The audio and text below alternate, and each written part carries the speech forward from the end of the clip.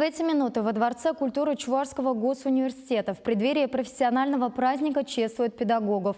В зале собрались около 900 победителей и призеров конкурсов, руководителей и учителей инновационных образовательных организаций, ветеранов педагогического труда республики. Эти кадры мы получаем в режиме реального времени. Для гостей фойе ДК ЧГУ организовали фотозону. Всем пришедшим на праздник педагогам обязательно вручают открытку от главы Чувашии. Сам Михаил Игнатьев на торжество тоже приехал. Он отметил, что учитель – это больше, чем профессия. Педагог не просто передает знания ученикам, он учит их мыслить и принимать решения, добавил руководитель региона. На сцену сегодня поднимутся и лучшие в своей профессии за добросовестный труд, достижения и заслуги в сфере образования 10 работников детских садов, школ и колледжа наградят нагрудным знаком «Почетный работник воспитания и просвещения Российской Федерации».